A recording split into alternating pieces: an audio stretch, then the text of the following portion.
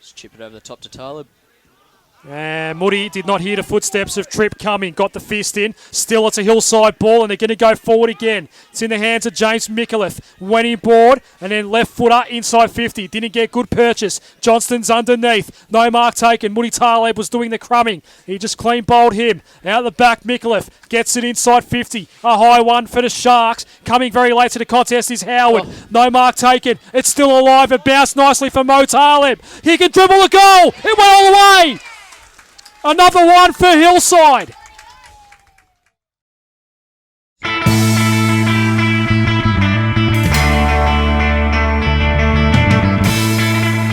Hi, I'm Adem Saricaoglu. Welcome to EDFL Web TV. What an action-packed weekend we had of EDFL football. Essendon do the Stars. What a statement they made against Aberfeldy at Clifton Park, and Greenvale might have just got their form back on a track after a difficult month or so. In Essendon Ford Division 1, our EDFL match of the day was Oak Park taking on Hillside, and the Sharks made a statement at JP Faulkner Reserve. You'll see highlights of that in a moment. And then in Strathmore Community Bank Division 2, the big winners were East Keilor and East Sunbury, who had a big win over Coburg Districts. But this week's highlights segment goes to JP Faulkner Reserve. Oak Park's always a favourite at home, but on this occasion, Steve Burns' men, the Hillside Football Club, certainly came out and had a big day, ended up winning by 6 goals. Here are the highlights. James Micallef, he'll kick from just inside 50. Bit of a stutter. He unloads. Has he got the distance? It's pretty accurate and marked right on the line. Probably should have been punched over, but it's going to be a mark to Hillside. And the Oak Park defence not happy, as the umpires do confer. And the mark is paid. And it's going to go the way of Liam Johnston from the goal square directly in front. Hillside, they've got the first one of the day inside the first minute. The Sharks still just pushing this one forward. Eventually a handball does come out to Micallef, who snaps on the left. Johnston goes up. He takes a mark. Apologies, it was actually Coletta this time. Just hunting in numbers at the moment. Coletta comes in. That's 2 for Hillside. Might have to aim this one at the left goal post. I don't think he got a good purchase on the kick. Out the back, and that's a really good mark by Mo Taleb. It wasn't paid, and Mo Taleb got himself into some trouble, got tackled, free kick, and a shot on goal again coming up for Oak Park. This time it'd be Luke Howard. Mo Taleb a bit stiff on that occasion. Yeah, a bit stiff there not to get paid the mark. Must have been touched the fingertips there. Wind swirling, I'd say. Goes to the left goal post. He just kicked that one pretty low, but a good trajectory, and it was a goal in the end. 1-1-7 Oak Park plays Hillside 2 straight 12.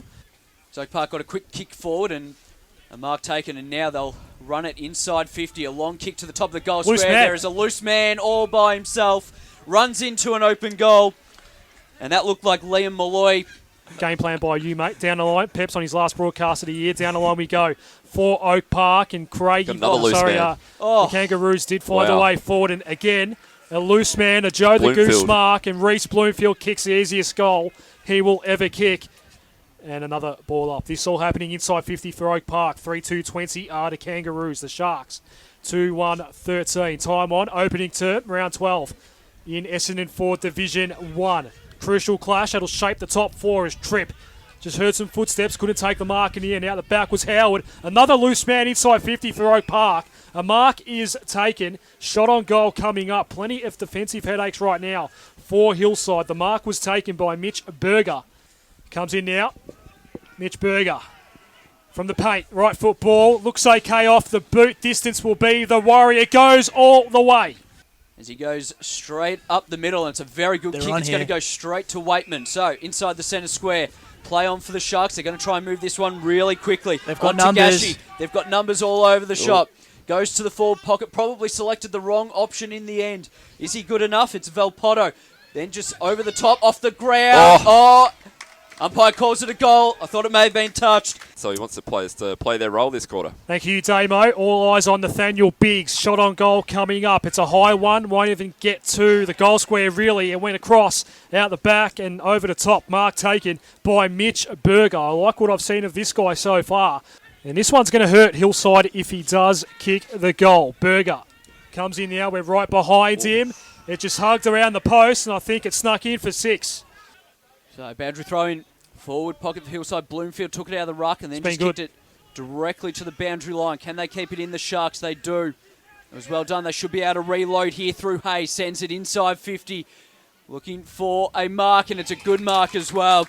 Coletta, the man that apparently can only see out of one eye. As we speak, he comes in, looking to put the Sharks fourth on the board. He's about 35 out, 45-degree angle, starts it right, works it back left. He's just snuck it in because it was swinging a lot, but it's good enough. Big news that DSA can reserve, but I don't want to confirm it just yet until I get confirmation myself. So keep an eye on that one, Pos. Taliano went forward, running onto it is Mo Talib into an open goal. Swing with the chipper, handball in, Board Hayes gets involved, went wide back to Mikulic, and now Volpado's got some space, but he wanted to chip over the top. Kick. Stone was on the lead. Big second quarter for Troy Stone, takes the mark. Watch for if Talib. He has a shot, he'll have to kick it from 50. Didn't want to think about it. Loose man on the other side, well spotted Pos. Mo Talib takes the mark. And he's going to have a shot on goal for the Sharks to extend the lead out to 10 points in the shadows of half-time. So kicking to left of Dial, Pascoe Vale Road end. Mohamed Taleb, a bit of a skip and a jump about the run-up and not a fluent shot on goal, but it's effective. It's a goal, and Hillside are up by 10 points. Right of Dial, western end of JP Faulkner Reserve. Umpire brings this ball in. That's the end where Hillside is kicking into in this third quarter. Ducking and weaving out of some tackles was Mikulic. A quick snap on goal toward the goal square. It's up for grabs, ground level ball. Hemmons just got tackled at the crucial moment, and soccering off the ground was Mo Talib. A goal for Hillside, biggest lead of the game. Otherwise, this one will get out of hand very quickly. Talib just belts it 15 metres ahead. Valpardo runs onto it inside 50, and it's a good kick as well. As he makes his way in now, he'll kick from about the 40-metre arc. 40 metre. And he's put it through. It is a 23-point margin to Hillside. And Moody did not hear the footsteps of Tripp coming. Got the fist in. Still it's a Hillside ball, and they're going to go forward again. It's in the hands of James Mikulic. Went in board, and then left footer inside 50. Didn't get good purchase. Johnston's underneath. No mark taken. Moody Taleb was doing the crumbing. He just clean bowled him. Out the back, Mikulic gets it inside 50. A high one for the Sharks. Coming very late to the contest is Howard. No mark taken. It's still alive. It bounced nicely for Mo Taleb. He can dribble a goal. It went all the way. Another one for Hillside. And the Sharks, they're inside the centre square. They'll run this one through to the forward 50. Inside 50 off the boot of Joel Benici, and a mark is taken. Shot on goal coming up. Ross Waitman. He's not rushing. In fact, he is rushing, should say. Right foot ball now. Kick through it nicely. It's a goal. It's a 29-point lead for Hillside as well. He's found a free kick for too high. It's going to go the way of the Sharks. It'll go the way of Drake. Send it inside the middle of the ground.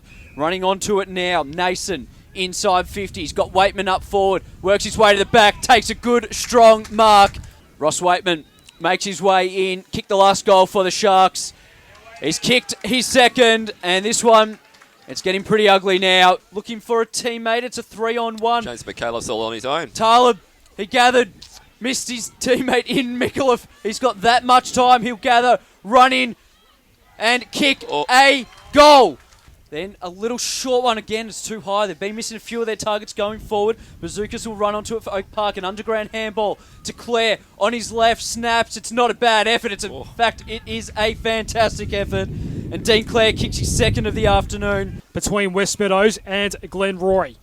Dramatic day in Essendon Ford Division 1. Craigie Burns kick clear against Hadfield after having their score wiped. It looks like Hadfield have not even scored since that successful head count as Oak Park go forward again, and they've taken another mark. Are they making their move? But just repeating, two games are level in this division as we speak. Shot on goal now off the boot of Malloy. The wind is taking it all the way. 2 in a minute for Oak Park, and they might just be back in this one. Gets past Bloomfield a bit too easy. Into Mikulic James. That is tackled, dispossessed. And now Oak Park, they've got the numbers. Good tackle there by Victor Mikulic. And running and spinning out of trouble was Howard. Back inside now, Mark Mikulic. That's 3 in this play, and Mark will run in and kick a goal. That hurts Oak Park. So a free kick to Sharks. They're going to load this one up. He's gone the torp. Hasn't quite got onto it, but it's always good to see a torp. Mikulic runs on. Mark snaps on the right. Umpire stays where he is. Bounces through. And Mark Mikulic has kicked his second of the quarter. As Drake fumbled but had time. Berger wasn't close enough to apply any real pressure. Drake eventually with some poise went down the line, but the kick was not so great. Turnover, Dean Clare has it and will kick after the siren. He's kicked 2 goals in this third quarter to keep Oak Park alive. On the 3-quarter time siren, Dean Clare getting close to the man on the mark. Shots on the way, and it's gone all the way as well. Went bang, high for the square. Bloomfield couldn't take the mark. Just picked it up though. Oh. Bloomfield out of nowhere. Kicked a goal. Clare, good over the shoulder handball to find the teammate in left board. But now Cam's in trouble. Free kick holding the ball. Brandon Coletta's been a star. And Oak Park, well, they need to go longer directs right now. And that is a horrible kick. Bryce under a lot of pressure. Didn't take the mark. Coletta's hot on his heels. Tripp came to help Bryce, and he did well in the end. Goes down the line and coughed up the ball. Troy Stone gets the turnover, and Coletta has a paddock in the left forward pocket. He can go back and kill this one off for good. He's already kicked 2 goals today. That last 30 seconds by Oak Park was possibly the worst bit of play I've seen all day. They just kept going laterally inside defensive 50 and put each other under pressure. You remember what Paul Roos once said about Richmond up north against the Gold Coast Suns? It was a bit like that, as Brandon Coletta wins the game for Hillside. So this is no easy kick. Probably in the best part of the ground, though. It's not been chopped up at all. In comes Jackson Volpato, and he's kicked the goal. He's a star. Umpire throws it up. Cronin fed the ball out nicely. Oak Park are going to go forward once more. Clare couldn't get to the contest.